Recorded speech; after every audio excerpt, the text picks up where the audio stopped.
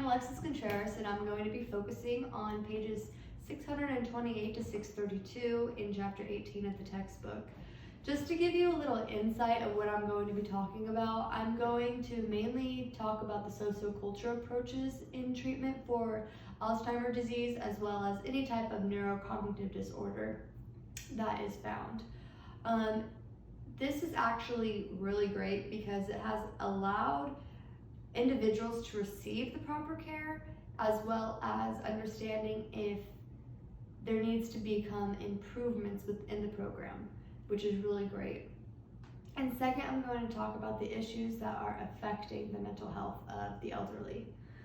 So as you can see in the next slide, sociocultural approaches, what are they? So these approaches basically focus on the environmental and situational circumstances that individuals face and their behavior towards them. So what are the types? So there's two types. The first type is going to be daycare facilities, and it's exactly what it sounds like. It's just a daycare for the elderly. They're able to go out and do what they want with their caretakers. They can play activities with other elderly, but then they're sent home, which is really good, but it's not always the best, because when they become very severe, they're going to have proper care. So then they're admitted to assisted living facilities. So assisted living facilities basically just takes the daycare facilities one step further. It's basically a home or an apartment type style for the elderly, and then they're able to just be supervised, cared for. They can have activities. These activities range, they vary. You can play cards, bingo, play volleyball with others, even garden, which is really good because research suggests that when you give a patient that is suffering from Alzheimer's joy and excitement and happiness, that it offers stimulation. And stimulation is very good because it can help slow down the cognitive decline, which is really good. That's what we want. So in the next slide, as you can see, it can be found in page 629 of the textbook, Media Speak, focusing on emotions. So basically this just takes Margaret Nance. She's a 96-year-old who's suffering from Alzheimer's disease. She is, as the book said, the worst of the worst. So basically just think of a toddler that's throwing a tantrum. So she fights with people, she's very violent, she's reluctant, she won't eat, she's just she doesn't behave. Until she found Beatitudes. Beatitudes is a housing facility that for the elderly that's not like the others. So basically they don't follow any typical nursing home rules. Instead, they invite and allow anything that offers comfort to their patients. So either eating whatever they want, drinking whatever they want. They can bathe whenever they want. The book said they can even bathe at 2 a.m., which is really cool. They can just live their life, which that's what you want. So they kind of align with the research that I've already talked about the stimulation, and they also align with other research that has been done. So when creating a positive emotional experience for these patients, their distress and behavior problems also diminish, which is really good because you want to be able to give the best experience to your patients so they can live longer, because eventually Alzheimer's is not going to end well for them, so you want them to live a good life and have their independency and know that they're still in control. So you want to give them activities that they're going to be able to enjoy in the present, and also that they've enjoyed in the past, so they can feel that familiarity of everything. So also too, some of the ways the book said that the Beatitudes aligns with other research is the importance of individualized care. So they have eliminated anything that has any type of restraint, from bed rails to specific chairs they can't get out of, which is really good. So they also focus on one-on-one activities. Some may look like coloring, block building, anything that can offer the stimulation for them, because they are suffering, so it's important that they are cared for properly. So issues that are affecting the mental health of the elderly.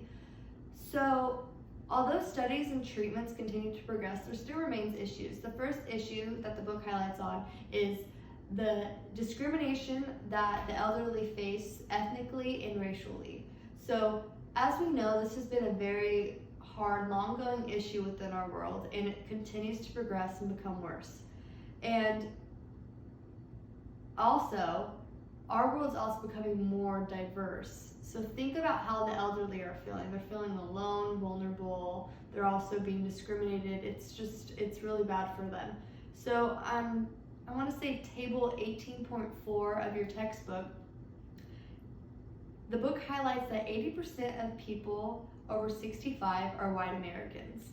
But by 2050, white Americans will comprise only 600 of the population. So let that settle in and help you understand how diverse our world is becoming.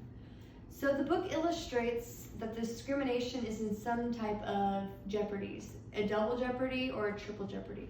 Double jeopardy basically just says they're discriminated and they're elderly, so that's really bad. But triple jeopardy really kind of focuses more on the female, and they suffer too from discrimination. They are elderly, but also too, most of them are alone.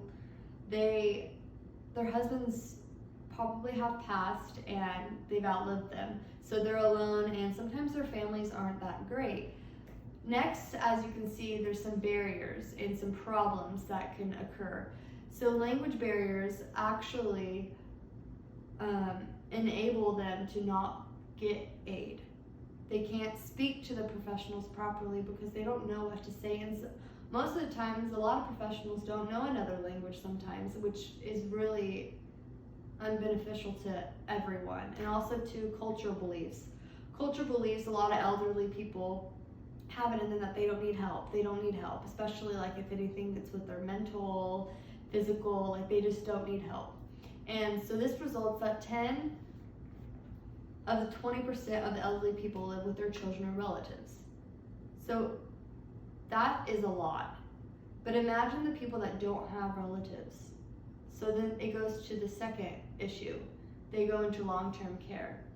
There are various amounts of services, like I talked about assisted living and everything. So these are just nursing homes with skilled people, and they give them the proper care. But a problem that I found myself within this is, what about the quality? The quality varies. You can't get that everywhere, like the proper care everywhere. Not everything is Beatitudes. So you really have to think about how this is affecting everyone. Personally, there's a housing facility in my town, and they're known for being terrible. My great-grandparents were in there, and they were just really terrible. So it's really important that people are given the proper care, and even the proper care needs to be updated, and it's kind of needs to have a thing more of like a Beatitudes mindsetting. So the next issue we're going to talk about is people could take preventative measures such as health maintenance or wellness promotion approach. These approaches could offer anything from make sure you're not smoking, make sure you are going on a walk, or even just taking care of yourself, eating better. And this can help diminish the process of Alzheimer's as well as prevent. So if physical and psychological health are properly functioning, this can help the adoption process to change in negative events that occur. So for the people that are suffering from Alzheimer's. If you have any questions, feel free to reach out and I'll get back to you. Thank you.